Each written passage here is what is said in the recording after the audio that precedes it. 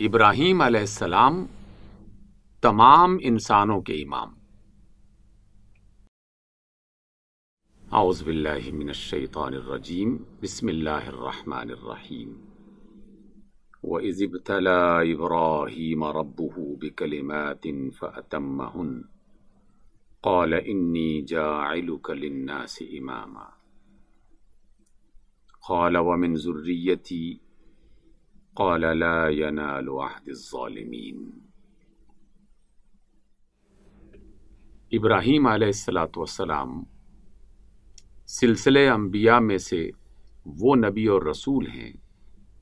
جنہیں اللہ رب العزت نے ایک خاص مقام عطا کیا ہے۔ آج کی موجودہ دنیا میں بھی سب سے بڑی آبادی جس میں تمام کے تمام مسلمان اور تمام کے تمام عیسائی اور تمام کے تمام یہودی جناب ابراہیم علیہ السلام سے وابستہ بھی ہیں اور ان کی رسالت پر ایمان بھی رکھتے ہیں۔ یہی وجہ ہے کہ سب کے ہاں انہیں بڑی قدر اور منزلت کی نگاہ سے دیکھا جاتا ہے۔ جناب رسول اللہ صلی اللہ علیہ وسلم تو بطور خاص جب بھی کبھی جناب ابراہیم علیہ السلام کا تذکرہ فرماتے تو فرمایا کرتے تھے کہ ھذا ما قالہ ابونا ابراہیم، کہ یہ وہ بات ہے کہ جو ہمارے باپ ابراہیم علیہ السلام نے فرمائی تھی۔ یہی وجہ ہے کہ مسلمانوں کے ہاں نبی محترم صلی اللہ علیہ وسلم کی ان سنتوں میں سے جن پر لازماً عمل کیا جاتا ہے اور قرآن مجید کی وہ احکام جو اسلام کا حصہ ہیں اور جنہیں مسلمان پورے طریقے سے ادا کرنے کی کوشش کرتے ہیں، ان میں سے بہت ساری باتیں جناب ابراہیم علیہ السلام کی نسبت سے شامل کی گئی ہیں۔ اسلام کے 5 جو بڑے ارکان ہیں جس کو عبادت کا ایک مرکز سمجھا جاتا ہے اور دنیا بھر کے مسلمانوں کے لیے خانہ کعبہ جو قبلے کی صورت اختیار کر چکا ہے اور جس کی عزت اور احترام ہر ایک مسلمان کے دل میں ہے، جس کا شوق اور جس کی محبت اللہ رب العزت نے ایمان والوں کے دلوں میں ڈال رکھی ہے، تمام مسلمان اسی کو اپنا قبلہ مانتے ہوئے ایک یکجہتی اور امت کے تصور کو روزانہ 5 بار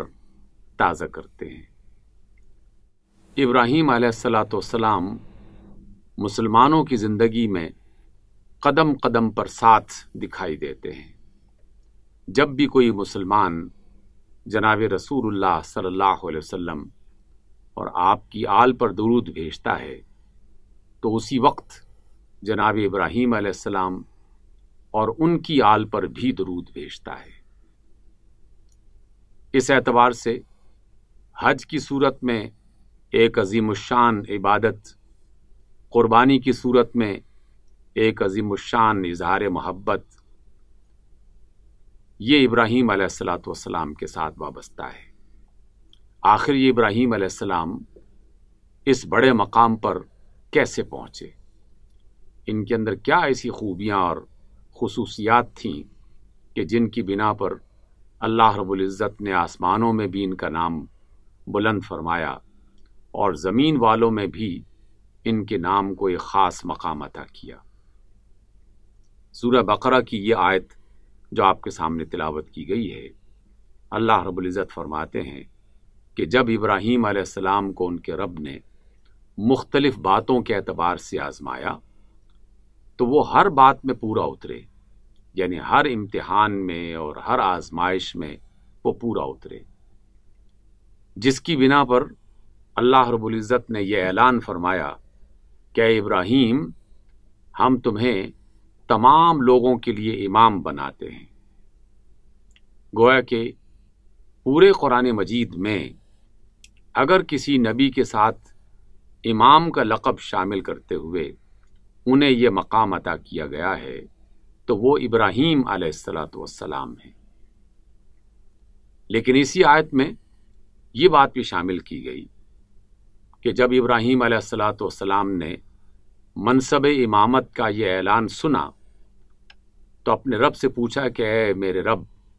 میری اولاد میں سے بھی کیا یہ امامت کا سلسلہ اسی طرح چلتا رہے گا؟ تو اللہ رب العزت کی طرف سے یہ جواب آیا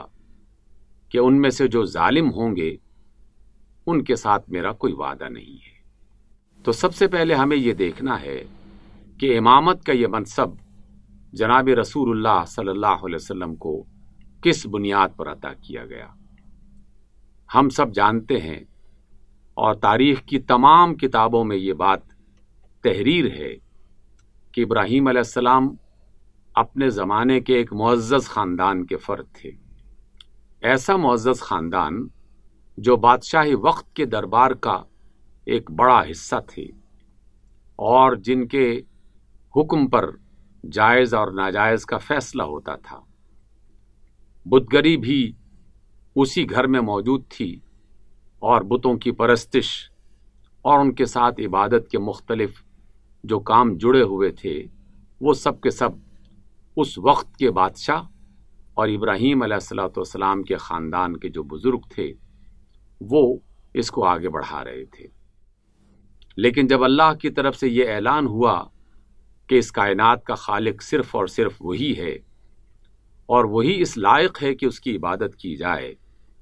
اور اللہ کے سوا کسی مخلوق چاہے وہ پتھر کی ہو یا مٹی کی، لکڑی کی ہو یا سونے چاندی کی، یا کسی انسان یا جانور کی شکل میں، ان میں سے کسی کے سامنے نہ سر جھکایا جا سکتا ہے نہ کسی کی عبادت کی جا سکتی ہے، بلکہ ایک اللہ وحدہ لا شریک، بس اسی کی عبادت کرنی ہے اور اسی کی بندگی کرنی ہے۔ تو ابراہیم علیہ السلام نے اپنے خاندان کے بزرگوں کو اور اپنے وقت کی حکومت کو اللہ کا یہ پیغام سنایا اور فرمایا کہ مجھے اللہ نے اپنا رسول اور نبی بنایا ہے اور یہ پیغام دیا ہے کہ ایک اللہ کے سوا کسی اور کی بندگی اور عبادت نہ کی جائے۔ یہ بھی دنیا کی سنت رہی ہے یا دنیا میں یہ طریقہ رہا ہے کہ جب بھی کبھی کسی نبی اور رسول نے یا کسی اللہ کے نیک بندے نے لوگوں کو برائی سے روکا ہے اور نیکی کی طرف بلایا ہے تو اسے مختلف قسم کی مشکلات کا سامنا کرنا پڑا ہے۔ کبھی ایسا نہیں ہوا کہ نیکی کی طرف بلانے والوں کو لوگوں نے ٹھنڈے پیٹوں قبول کیا ہو اور وہ کسی مشکل کا شکار نہ ہوئے ہوں۔ ابراہیم علیہ السلام بھی اسی طرح یکے بعد دیگرے ایک مصیبت کے بعد دوسری اور ایک مشکل کے بعد دوسری مشکل کا شکار ہوئے۔ پہلے گھر کے بزرگوں نے برا بھلا کہا، قوم کے افراد نے مخالفت کی، قتل کرنے کی دھمکی دی، اور بادشاہ وقت نے تو بالآخر یہ فیصلہ کر دیا کہ ابراہیم علیہ السلام کو آگ کے الاؤ میں جلا دیا جائے، اور پورے شہر میں ایک منادی جو ہے وہ لگا دی گئی۔ بڑی تعداد میں لوگ جمع ہوئے اور ایک بہت ہی بڑے میدان میں چتا جلائی گئی، جس میں ابراہیم علیہ السلام کو ڈال کے انہوں نے اپنے طور پر یہ سمجھ لیا تھا کہ ہم نے جناب ابراہیم علیہ السلام کا قصہ تمام کر دیا ہے، لیکن وہ نہیں جانتے تھے کہ یہ کائنات کس کے اختیار میں ہے، کس نے اس کو بنایا ہے اور کون اس کا نظام چلاتا ہے۔ نباتات اور جمادات کی دنیا یہ صرف اور صرف اللہ کے حکم سے اپنے تمام کام سر انجام دیتی ہیں، اس لیے وہ آگ کہ جو جلانے کا کام کیا کرتی تھی، اس اللہ کی طرف سے اس آگ کو یہ حکم ہوا کہ یا نار کونی بردن و سلامن علی ابراہیم، اے آگ تو سلامتی والی اور ٹھنڈک والی بن جا ابراہیم علیہ السلام کے لیے۔ اس بہت بڑی چتا میں ڈالنے کے باوجود اللہ کی طرف سے جو حکم آیا تھا، آگ نے اپنے رب کے حکم کی اطاعت کی اور جلانے کے بجائے اللہ کے اس بندے کو اپنے دامن میں یوں سمیٹ لیا کہ جیسے کسی کو انتہائی محفوظ طریقے سے بچا لیا گیا ہو۔ نہ ان کو اتنی ٹھنڈک پہنچائی گئی کہ جس کی وجہ سے انہیں اذیت ہو، اور نہ انہیں جھلسایا گیا۔ اس لیے یہ قانون لوگوں کے سامنے آ گیا کہ دنیا میں جتنی بھی مخلوقات مختلف قسم کے کام کرتے ہوئے دکھائی دیتی ہیں، اگر پانی جو ہے وہ گیلا کرتا ہے اور اس میں ڈوب جاتی ہیں چیزیں، آگ اگر جلاتی ہے،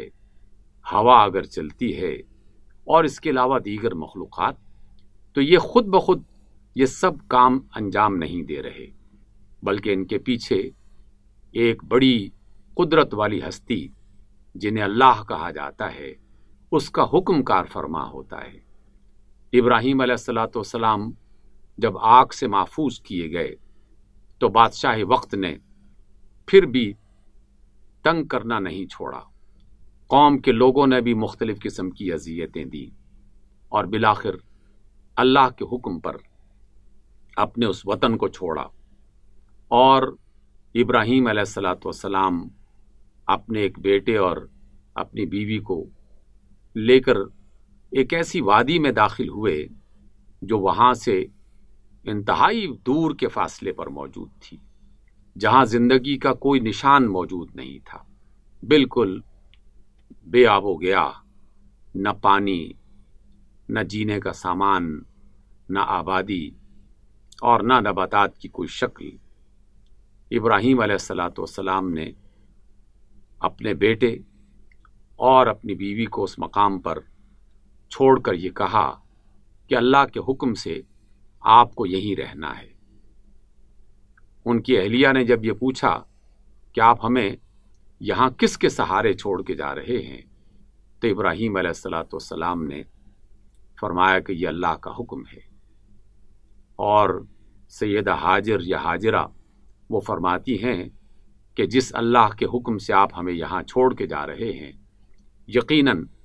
وہ ہماری حفاظت بھی کرے گا اور زندگی کا سامان بھی فراہم کرے گا۔ اس اعتبار سے آپ دیکھیے کہ گھر کی مخالفت، بادشاہ وقت کی مخالفت، آگ میں جلانے کی کوشش، قتل کرنے کی کوشش، اور اس کے علاوہ دیگر جو اذیتیں تھیں، اور پھر اپنے بچے اور اپنی بیوی کو ایک بالکل بے سہارا مقام پر چھوڑنا، ہجرت کا یہ بالکل انوکھا سفر، یہ تمام وہ مشکلات تھیں کہ جنہیں ابراہیم علیہ السلام نے خندہ پیشانی سے قبول بھی کیا اور اس میں ثابت قدم بھی رہے۔ پھر ایک وقت ایسا بھی آتا ہے کہ ابراہیم علیہ السلام جب اپنے بچے کو وہاں چھوڑ کر واپس آتے ہیں تو کچھ عرصے کے بعد پھر دوبارہ وہاں جانے کا فیصلہ کیا جاتا ہے۔ اللہ تعالیٰ کی طرف سے اس بات کا حکم ملتا ہے۔ اب ابراہیم علیہ السلام کا بیٹا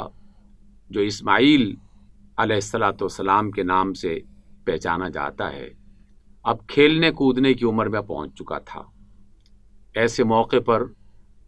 بچے اپنے ماں باپ کو اور بھی زیادہ پیارے لگتے ہیں، لیکن جب وہ کھیلنے کودنے اور بھاگنے دوڑنے کی عمر کو پہنچا تو اللہ کی طرف سے خواب میں یہ حکم دیا گیا کہ اس بچے کو ذبح کر دیا جائے۔ ابراہیم علیہ السلام اپنے بیٹے اسماعیل کو وہ خواب سناتے ہیں اور فرماتے ہیں کہ مجھے خواب میں یوں کہا گیا ہے۔ جناب اسماعیل وہ بھی آخر ابراہیم علیہ السلام کے بیٹے تھے، اور جناب ہاجر کی پرورش میں انہوں نے یہ مختصر سی زندگی بسر کی تھی، جس کی بنا پر اقبال کو یہ کہنا پڑا کہ یہ فیضان نظر تھا یا کہ مکتب کی کرامت تھی، سکھائے کس نے اسماعیل کو آداب فرزندی، کہ ادھر ابراہیم علیہ السلام نے فرمایا کہ مجھے خواب میں یہ کہا گیا ہے کہ میں تجھے ذبح کرتا ہوں، تو جناب اسماعیل نے نہ صرف انکار نہیں کیا بلکہ اپنے والد سے یہ کہا کہ میرے ابا، آپ کو اللہ کی طرف سے جو حکم دیا گیا ہے آپ بس اس پر عمل کر گزریں۔ ابراہیم علیہ السلام نے اپنے بیٹے کو زمین پہ لٹایا، چھری ہاتھ میں تھی، لیکن اس سے پہلے کہ باپ اپنے بیٹے کا گلا کاٹتا اللہ کی طرف سے پیغام آ گیا کہ ابراہیم تم نے اپنے خواب کو سچ کر دکھایا، گویا کہ اطاعت کی ایک بہترین مثال قائم کر دی کہ جس میں ایک باپ اپنے بیٹے کو قربان کرنے کے لیے تیار ہو رہا ہے۔ یہ اطاعت کی، سر تسلیم خم کرنے کی، محبت کی ایسی مثالیں تھیں کہ جن کی بنا پر اللہ رب العزت نے قرآن مجید میں یہ فرما دیا، تورات اور انجیل کے اوراق میں بھی یہ گواہی موجود ہے، اور وہاں پر بھی لکھ دی گئی کہ ابراہیم علیہ السلام کو جن جن باتوں کے ذریعے سے آزمایا گیا، ابراہیم نے ہر آزمائش کو پورا کیا اور ہر امتحان میں کامیاب ہوئے، جس کی بنا پر اللہ تعالیٰ کی طرف سے یہ فیصلہ ہوا کہ ابراہیم ہم تمہیں تمام لوگوں کے لیے امام بناتے ہیں۔ اس کا آخری نقطہ ہمیں یہ سمجھنا چاہیے کہ جب ابراہیم علیہ السلام نے تسلیم و رضا کی اس کیفیت کو، عبادت اور اطاعت کی، محبت اور سر جھکانے کی اس کیفیت کو اختیار کیا تو اللہ نے انہیں امام بنایا۔ لیکن جب ابراہیم علیہ السلام نے اپنی اولاد کے حوالے سے یہ سوال کیا تو اللہ تعالیٰ نے دو ٹوک انداز میں یہ بھی فیصلہ سنا دیا کہ ہاں، آپ کی اولاد میں سے جو اللہ کی عبادت کرنے والے ہوں گے، اس کے سامنے سر جھکانے والے ہوں گے، تو یہ امامت کا منصب ان کو بھی مل جائے گا۔ لیکن جو ظالم ہوگا، جو اللہ کی عبادت اور اطاعت نہیں کرے گا اور جو اللہ تعالیٰ کی نافرمانی میں زندگی بسر کرے گا، تو انہیں امامت کے یہ منصب عطا نہیں کیا جائے گا۔ اس اعتبار سے عید الاضحیٰ جب بھی آتی ہے تو در حقیقت ابراہیم علیہ السلام کی زندگی کے وہ تمام مراحل تازہ کرنے کے لیے آتی ہے، تاکہ ہم ابراہیم علیہ السلام کی زندگی کو پڑھیں اور ان کے مختلف مقامات پر جو عظیمت کے، ثابت قدمی کے، محبت کے، ایمان کے جو نشان تھے ان کو سیکھیں، ان کو جانیں اور اس کے مطابق